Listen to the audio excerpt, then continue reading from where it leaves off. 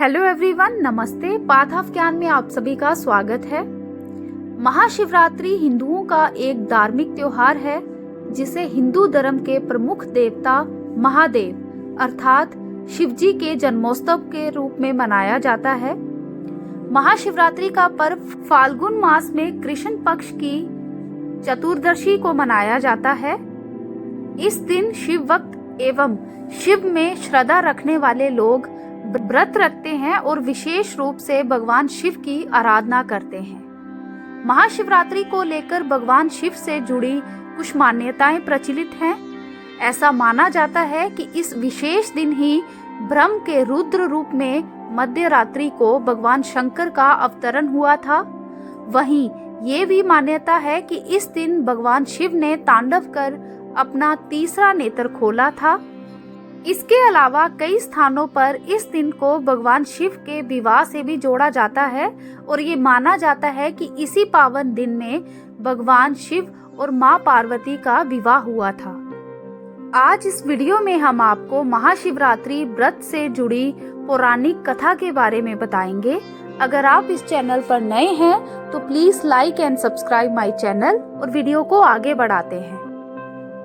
महाशिवरात्रि पूजन व्रत कथा से जुड़ी एक रोचक पौराणिक कथा है। शिव पुराण के अनुसार एक नगर में चित्रबानु नाम का एक व्यक्ति रहता था। उस पर साहूकार का ऋण था। ऋण ना चुकाने के कारण साहूकार ने उसे बंदी बना लिया। उस दिन शिवरात्रि थी। वह भूखे प्यासे रहा और दिन भर शिव का स्मरण करता रहा। शाम को साहूकार ने चित्रबानु को छोड़ दिया और एक दिन के अंदर ऋण चुकाने को कहा। उसी हालत में चित्रबानु जंगल की ओर गया ताकि कोई शिकार मिल जाए। रात हो गई लेकिन कुछ भी हाथ नहीं लगा। वे एक तालाब के पास पहुंचा और वहां पर एक बेल के पेड़ पर चढ़ गया। उस बेल के पेड़ के नीचे शिवलिंग था। इस बात का ज्ञान उसे नहीं था। वह रात में बेल पत्र तोड़ तोड़कर शिवलिंग पर गिरा रहा था। उसने दिन और रात में कुछ नहीं खाया था। ऐसे में उससे शिवरात्रि का व्रत भी हो गया और बेल पत्र से शिवजी पूजन भी हो गया। रात बीतने पर एक हिरनी तालाब में पानी पीने आई।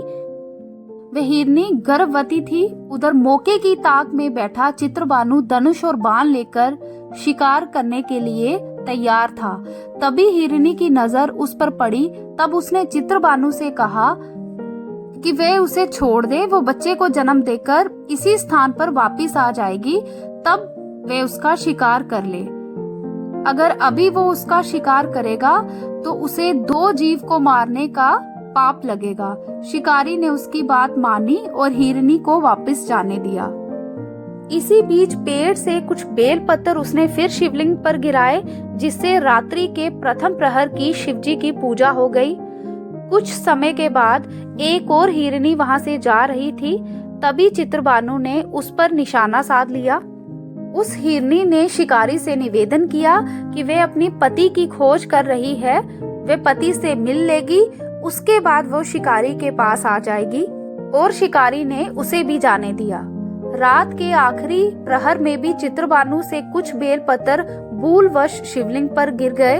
इससे उसकी आखिरी प्रहर की भी शिवजी की पूजा हो गई। तभी एक और हिरनी अपने बच्चों के साथ जा रही थी। उसने भी शिकारी से कहा कि उसे छोड़ दे। बच्चों को इनके पिता तक देकर वे वापिस आ जाएगी, मेरा शिकार कर सकता है। अब चित्रबानु ने कहा कि वो पहले ही 2 शिकार छोड़ चुका है, अब वह गलती नहीं करेगा। हिरनी ने कहा कि वह वचन की पक्की है, जरूर लौट कर आएगी, और वह चली गई। इधर शिकारी की शिवजी की पूजा अनजाने में हो गई। सुबह होते ही एक हिरन वहां से गुजरा तो शिकारी ने उसका शिकार करने का मन बना लिया। उस हिरन ने चित्रबानु से कहा कि यदि तुमने 3 हिरन और उनके बच्चों का शिकार किया है तो उसे भी मार डालो, क्योंकि वे उनके वियोग में दुखी नहीं होना चाहता। और यदि उनको छोड़ दिया है तो उसे भी जाने दे, ताकि वे उनसे मिलकर दोबारा यहीं वापिस आ जाए, फिर वह उसका शिकार कर सकता है। इस पर शिकारी ने पूरे रात की घटना हिरन को बताई और उसने हिरन को भी जीवन दान दे दिया। शिवरात्रि व्रत और अनजाने में शिवजी पूजा के प्रभाव से चित्रबानु का मन निर्मल हो गया और वह पाप रहित हो गया था। कुछ समय के बाद वह हिरण अपने पूरे परिवार के साथ शिकारी के सामने आ गया ताकि वे उनका शिकार कर ले और उनका वचन भी पूरा हो जाए। हिरण और उसके परिवार की वचनबद्धता देखकर चित्रबानु को बहुत ही दुख हुआ। आत्मग्लानि के कारण चित्रबानु ने उस हिरण परिवार को जीवन दान दे दिया। अनजाने में ही शिवरात्रि व्रत के कारण चित्रबानु को पुण्य लाभ प्राप्त हुआ। देवलोक से समस्त देव समाज भी इस घटना को देख रहे थे। भगवान शंकर ने प्रसन्न होकर उसे अपने दिव्य स्वरूप के दर्शन करवाए और उसे सुख समृद्धि का वरदान देकर गुह नाम प्रदान किया। ये वही व्यक्ति था जिसके साथ भगवान श्री राम ने मित्रता की थी। तो ये थी महाशिवरात्रि की पौराणिक व्रत कथा। भगवान शिवजी की कृपा हम सब पर बनी रहे।